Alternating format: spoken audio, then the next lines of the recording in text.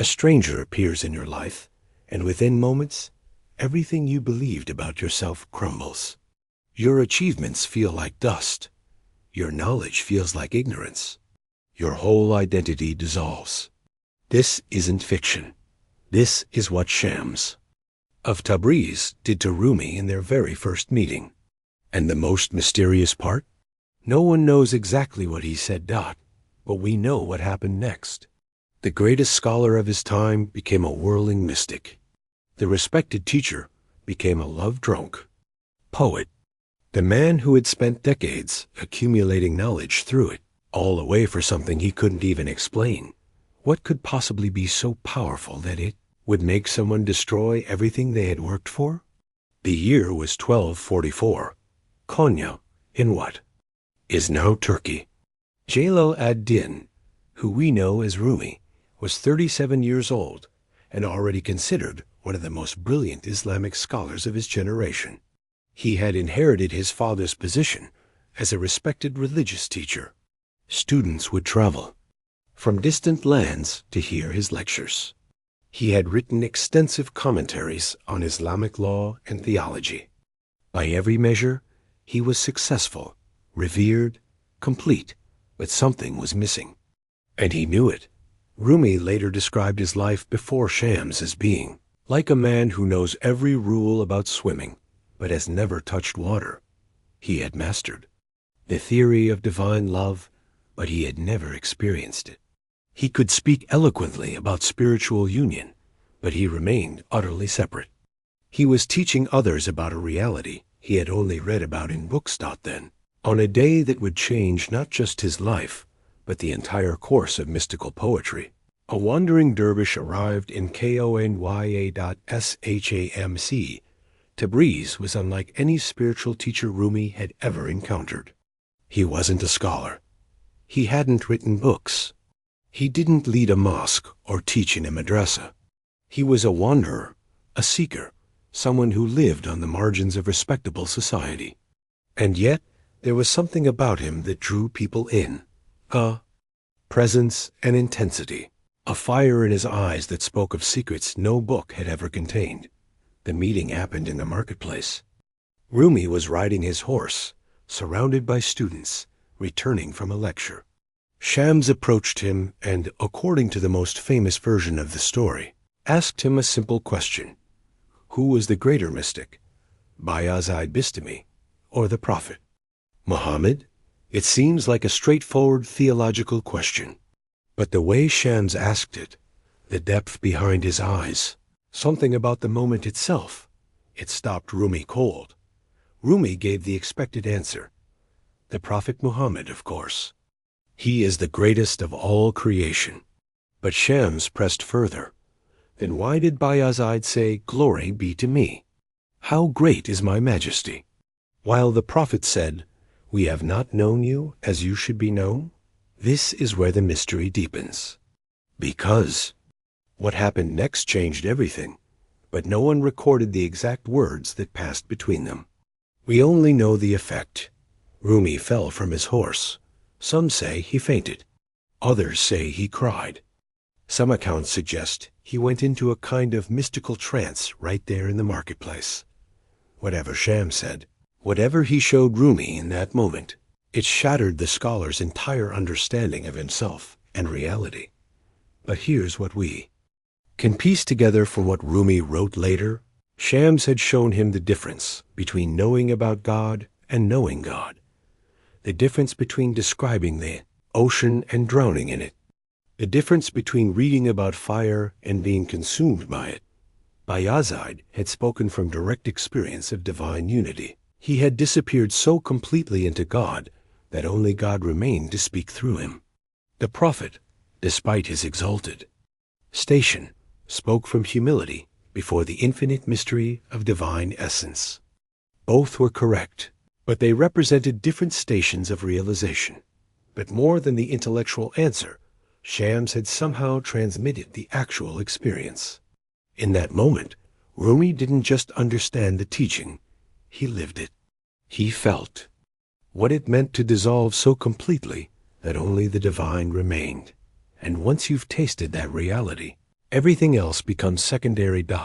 This is why Rumi burned his books. Not because knowledge is worthless, but because knowledge without experience is like a menu without food. It can describe the meal perfectly, but it will never satisfy your hunger. For the next 3 years, Rumi and Shams were inseparable. They would spend hours, sometimes days, locked in conversation. Rumi abandoned his teaching duties, his social obligations, his entire former life. His students were confused. His family was concerned. The religious establishment was scandalized. How could their respected teacher abandon everything to follow this unknown wanderer? But Rumi was experiencing something that made all his previous achievements seem like shadows. In Shams, he had found not just a teacher, but a mirror of his own divine nature. Through their friendship, he was discovering what the mystics call the friend, that aspect of the divine that appears in human form to guide the seeker home. Shams would later say, "I came not to teach Rumi, but to awaken what was already alive within him." This is the deepest secret of spiritual guidance. The teacher doesn't give you something new, but reveals what you already are. During these 3 years, something extraordinary happened to Rumi's consciousness. The boundaries between lover and beloved, seeker and sought, self and other, began to dissolve. He was experiencing what the Sufis call fana, the annihilation of the ego in divine love.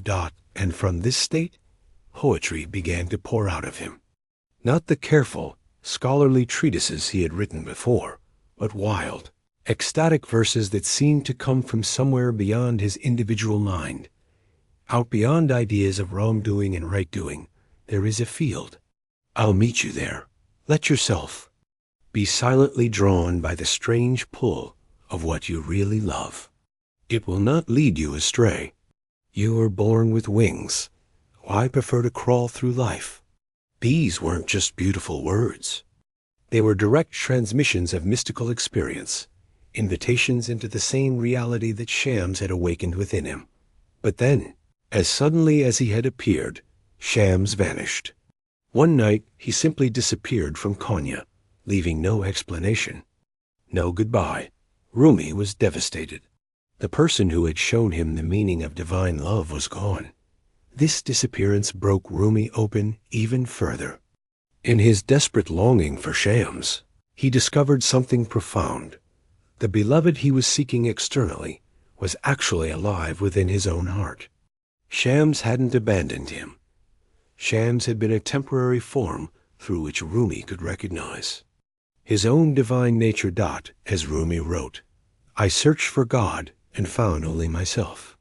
I searched for myself and found only God."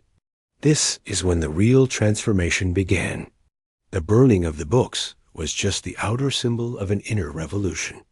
Rumi realized that everything he had accumulated, his degrees, his position, his reputation, his learned commentaries, were actually obstacles to the direct experience of truth. Knowledge, he discovered, can become a veil. When you know about something, you can mistake that knowing for the thing itself. When you've read about divine love, you can convince yourself you understand it without ever having felt it. But Shams had shown him that there's a knowing beyond knowledge, a seeing beyond sight, a love beyond all concepts and descriptions. And once you've touched that reality, you can never go back to being satisfied with secondhand reports. This is why spiritual traditions around the world emphasize the importance of direct experience over mere intellectual understanding. The Buddha spoke of liberation through insight, not liberation through study. Jesus called his followers to taste and see, not just believe and think. The Kabbalah distinguishes between knowledge of the mind and knowledge of the heart. Rumi's burning of his books represents this universal principle. At some point, the seeker must leave behind all maps and dive directly into the territory. But here's the beautiful paradox. By abandoning his scholarly works, Rumi created poetry that has taught millions. By giving up his role as a teacher, he became one of humanity's greatest spiritual guides. By burning his books, he wrote himself into the hearts of people across centuries and cultures. This is the mystery of spiritual transformation. You must lose your life to find it. You must die to who you think you are to discover who you really are. You must burn everything familiar to be reborn into truth. Shams had given Rumi the ultimate teaching not through words, but through presence. Not through concepts, but through love. Not through addition, but through subtraction. After Shams's disappearance, Rumi spent the rest of his life expressing this inexpressible experience. His poetry became a bridge between the world of ordinary consciousness and the realm of divine union. Through his words, countless seekers have caught glimpses of the same reality that Shams revealed to him. But perhaps the deepest teaching is this: Shams exists within each of us, not as a historical figure, but as that aspect of our own divine nature that calls us beyond all limitations, all identities, all comfortable prisons of the familiar. The question Shams asked Rumi about the difference between knowing and being is a question that lives within every sincere seeker. Are you content to know about truth, or are you ready to become it? Are you satisfied with descriptions of the divine, or are you prepared to be consumed by it? When that question becomes urgent enough, when your thirst for reality becomes stronger, then your attachment to security, your own Shams, will appear. Maybe as a person, maybe as an experience, maybe as a moment of grace that shatters everything you thought you knew about yourself. And in that moment, you too will understand why knowledge must be burned in the fire of love, why the familiar must be abandoned for the infinite, why the seeker must disappear for the sought to be found. Rumi's burning of his books wasn't destruction. It was liberation. It was the moment when the student became the teaching, when the lover became the beloved, when the drop discovered it. Had always been the ocean. What books in your own life are waiting to be burned? What forms of knowing are keeping you from being? What would happen if you stopped collecting experiences and started living them? The fire is always ready. The only question is, are you?